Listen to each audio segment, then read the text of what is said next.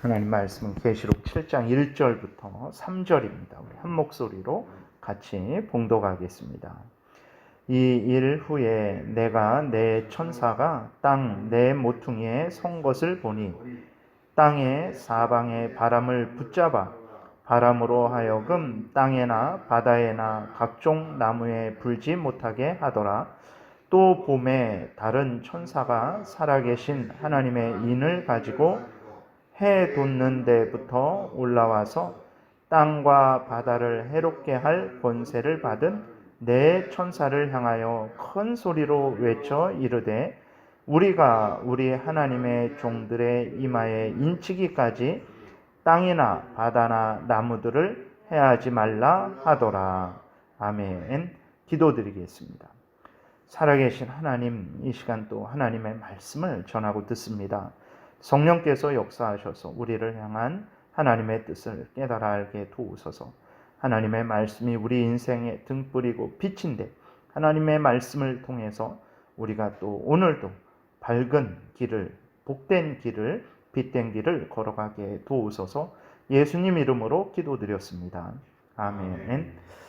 예, 오늘 그 본문에 보게 되면 6장에서 이제 여섯째 인을 떼실 때에 하나님의 무서운 진노가 이 땅에 내린 것을 보게 됩니다. 그런데 하나님께서 또 잠시 이제 그 하나님이 세상을 멸하는 그 재앙을 잠깐 멈추셨어요. 1절에 보게 되니까 이 일 후에 내가 내 천사가 땅 내 모퉁이에 선 것을 보니 땅의 사방에 바람을 붙잡아 바람으로 하여금 땅에나 바다에나 각종 나무에 불지 못하게 하더라 그랬어요.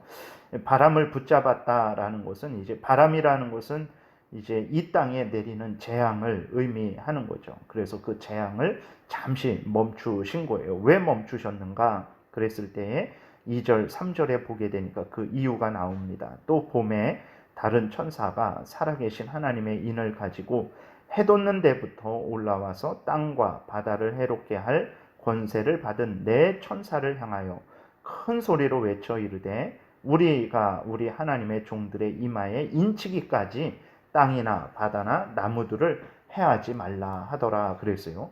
왜 그 재앙을 바로 계속해서 내리지 하시는가, 잠깐 멈추게 하셨는가 그랬을 때 왜 그러시냐면 바로 하나님의 종들의 이마에 인치기까지 그 기다리라라고 말씀을 하고 있는 것입니다. 이것은 어떤 의미냐면 그 6장에 보게 되면 9절부터 다섯째 인을 떼시는 그러한 내용이 있죠. 그 다섯째 인을 떼실 때에 예수 그리스도를 믿는 것 때문에 이제 죽임당한 하나님의 백성들이 기도를 합니다. 10절에 보게 되니까 큰 소리로 불러 이르되 거룩하고 참되신 대주제여 땅에 거하는 자들을 심판하여 우리 피를 갚아주지 아니하시기를 어느 때까지 하시려 하나이까 라고 기도를 해요. 이거는 사적이고 개인적인 보복을 기도하는 것이 아니고 하나님의 공의의 심판, 하나님을 대적하고 하나님의 영광을 가리고 악한 사탄 마귀와 동참해서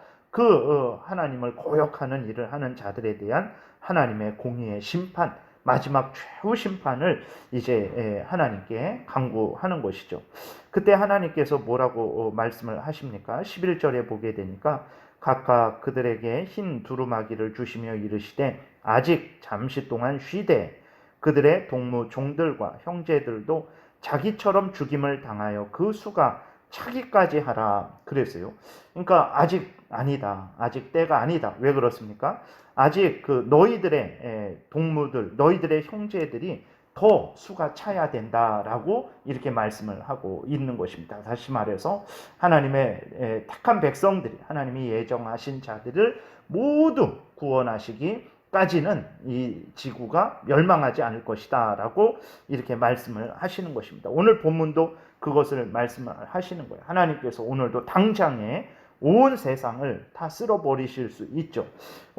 마땅히 그럴 만합니다. 왜냐하면 우리들의 그러한 죄악에 대한 형벌은 정말 진작에 정말 아담과 하와가 범죄했을 그때에 그들도 바로 즉시로 영원한 지옥불에 던져지고 온 세상이 다 불에 타서 없어져도 마땅한 그러한 것이죠. 그 죄악이 그렇게 하나님을 거역하는 아주 그 악한 것이고 하나님의 진노를 일으키는 죄악이기 때문에 진작에 멸망 당하는 것이 마땅한 거예요. 그럼에도 불구하고 하나님께서 그 멸망을 아직까지 아담이 타락한 이래로 아직까지 연기하시는 이유는 무엇이냐 그랬을 때에 베드로 후서에서도 말씀하고 있듯이 그는 사람들이 죄를 회개하고 돌이킬 수 있는 그 기회를 주시기 위해서, 다른 말로 하면 하나님의 택한 백성들을 하나님이 다 구원하실 때까지는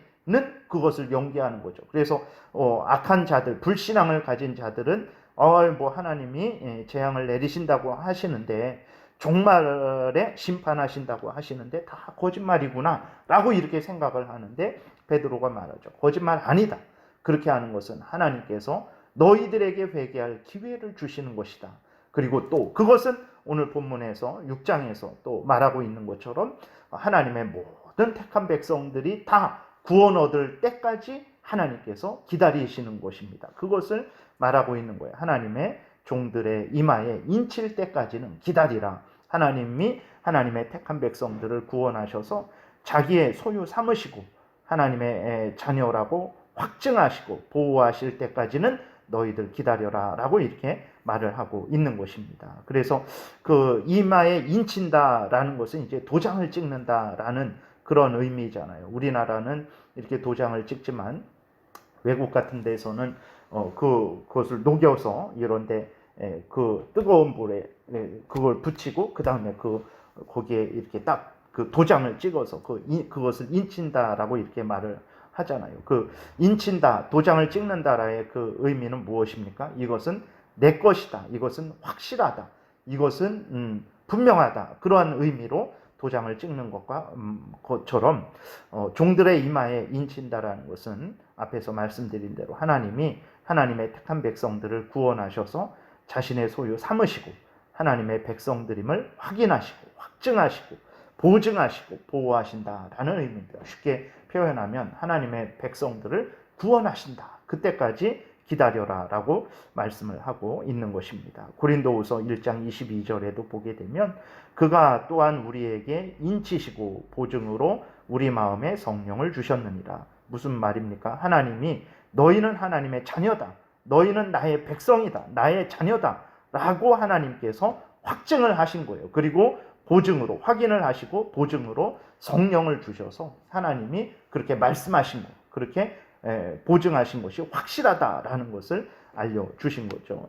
그 다음에 에베소서 1장 13절 14절에서도 그 안에서 너희도 진리의 말씀 곧 너희의 구원의 복음을 듣고 그 안에서 또한 믿어 약속의 성령으로 인치심을 받았다. 예수 그리스도를 믿는 자들이 이제 죄 용서함을 받고 하나님의 자녀가 되었다라는 그 사실을 성령을 통해서 확인시켜 줬다. 보증해 주셨다. 확증해 주셨다. 그러한 의미인 것입니다. 그래서 그 오늘 본문에서 인친다라는 것은 하나님이 하나님의 백성들을 구원하셔서 구원하신다. 하나님의 소유 삼으신다.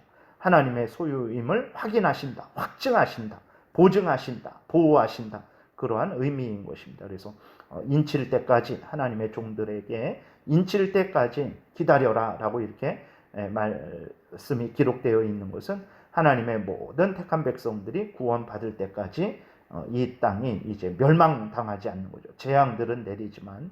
그래서 이러한 어떤 그 하나님의 진노의 그 형벌들이 이제 첫째인, 둘째인, 셋째인 이런 식으로 나가지만 그것이 반드시 순서 있게 질서 있게 이거 다음 이거, 이거 다음 저거 다음 뭐 그것 이런 식으로 이렇게 되는 것은 아니고 전체적인 하나로 의미하는 것임을 우리가 좀 기억하고 살펴봐야 되겠습니다. 그래서 이 인친다라는 것을 이제 오해해 갖고 실제적으로 이제 뭐 우리의 이마에 뭐 이렇게 어떤 도장이 찍히는, 마치 이렇게 동물들이 거기 찍히잖아요.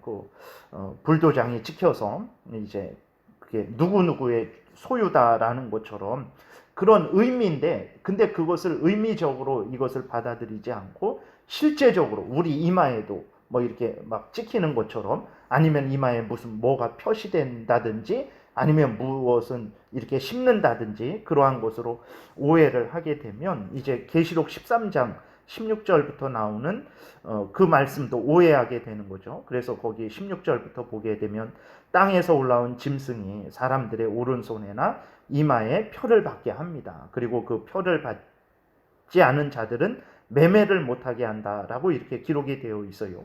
근데 이 표가 뭐냐 그랬을 때 그 표는 사람의 수 666이다라고 이렇게 기록이 됩니다. 그러니까 이 인친다, 표를 받는다, 뭐 이러한 차원을 실제적으로, 그러니까 의미적으로 그것을 이해를 해야 되는데 그것을 실제적으로 이해를 하게 되니까 실체적으로 이해를 하게 되니까 마치 짐승의 표가 이마에 이렇게 새겨지는 것처럼 아니면 손에 666이 새겨지는 것처럼 그렇게 여긴다든지 아니면 뭐 어떤 그 바코드가 새겨진다든지 아니면 베리칩이라고 그러한 것이 그 몸에 심겨지는 것들, 그런 것들이 마치 666이라는 숫자를 받는 것으로 그렇게 생각을 한다든지, 오늘날에는 뭐 그 코로나 예방 백신이 바로 그러한 어떤 짐승의 그러한 것이 있어서 그것을 맞는 사람들은 다 어떤